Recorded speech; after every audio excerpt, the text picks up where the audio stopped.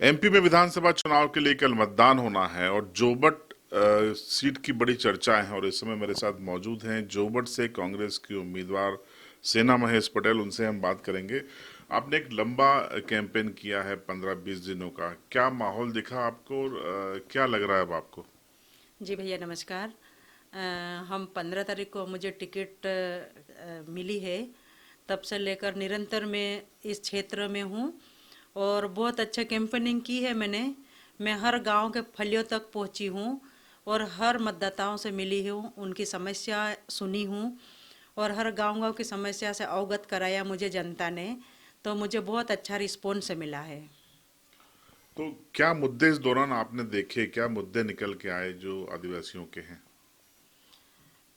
मुद्दे तो बहुत सारे हैं भैया, लेकिन सच बात तो ये है कि हमारे आदिवासी समाज का जो मेन मुद्दा है भूमि अधिग्रहण वाला। भाजपा के राज में इसको जिस तरह से भूमि अधिग्रहण करने का जो षड्यंत्र रचा गया था, और ये कहीं न कहीं हमारे किसानों के लिए एक बहुत बड़ा खतरे की घंटी थी।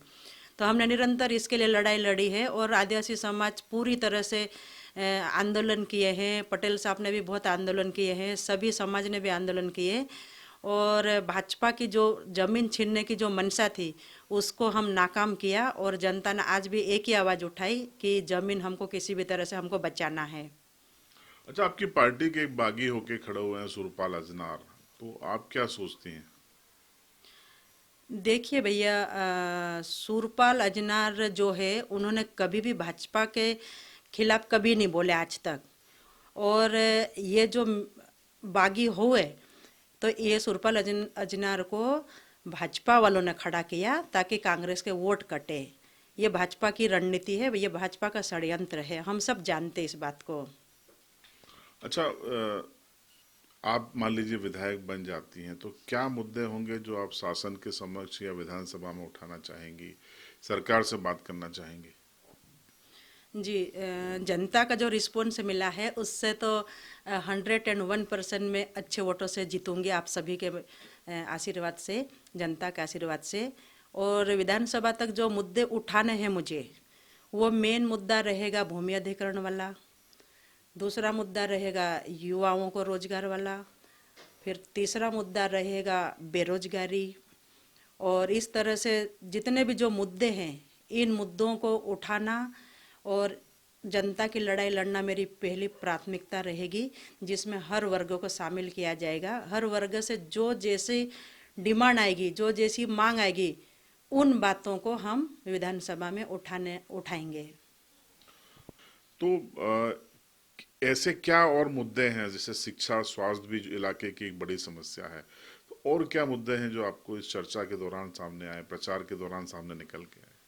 जी भैया, मुद्दे तो बहुत सारे सामने आए हैं, लेकिन जिसको हम मुख्य बिंदु में जोड़ने जा रहे हैं, जैसे स्वास्थ्य हो गया, शिक्षा हो गई, सड़क हो गई, बिजली हो गई। और खासकर हमारे ग्रामीण क्षेत्रों में भैया हर जगह पे सिर पर डीपी, खम्बे, सड़क और पानी, इन चीज़ों से हमारे किसान भाई और हर वर्ग जिस तरह से जूझ रहा है, जिसका कुछ हिसाब लेना मुश्किल है। और रही बात ये जो भाजपा के राज में सेजावाड़ा से लेकर आमवा तक का अभी तक रोड नहीं बना, इस चीज़ को मुख्य धारा से जोड़ा जाएगा। जितना जल्दी हो सके हम इस मुद्दे को उठाएंगे और ऐसे अनेकों अनेक मुद्दे हैं जिसकी लड़ाई हम लड़ने के लिए तैयार है।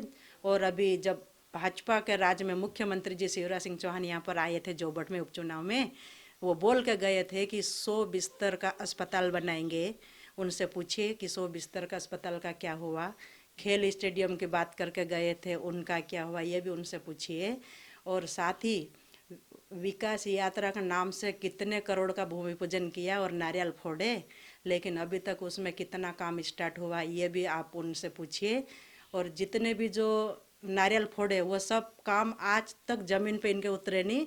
इसके पश्चात उन्होंने उनके कार्यकाल में कितनी हजार घोषणाएं की, जरा उन घोषणाओं का भी पता लगाइए कि वो घोषणाएं कितनी अभी तक आधी अधूरी है और कितनी जमीन पे और कितनी कागजों पे विकास हुआ उनका, ये आप उनसे पूछिए। और मैं मेरी जोबट विधानसभा की जनता, मेरे माता बहनों, सम्मान्य मेरे दादा, मेरे किसान भाई, मेरे सभी वर्ग के मेरे मतदाता, ये विधानसभा एक लोकतंत्र पर्व है। इस महापर्व में आप सभी उपस्थित होकर दिनांक 17 तारीख को सुबह जल्दी उठकर सभी हर मतदाता अपने अपने विधानसभा में हर बूथ पे पहुंचकर मेरे विधानसभा 192 में अपना अमूल्य वोट श्रीमती सेना महेश पटेल के नाम से दीजिए। आपकी ये बेटी, ये जो वोट आपका जो हमें मिलेगा, ये आपके अधिकारों का वोट है और मैं आपके हर मुद्दे उठाने के लिए तैयार हूँ। आप सब यहाँ इस लोकतंत्र में सहभागी बने और आपका अमूल्य वोट कांग्रेस को दीजिए। आप सबको बहुत बहुत धन्यवाद। तो आपने कांग्रेस की उम्मीदवार सेना पटेल के इंटरव्यू को सुना। उनके इंटरव्यू पर आप क्या सोचते हैं? कमेंट बॉक्स आपके लिए।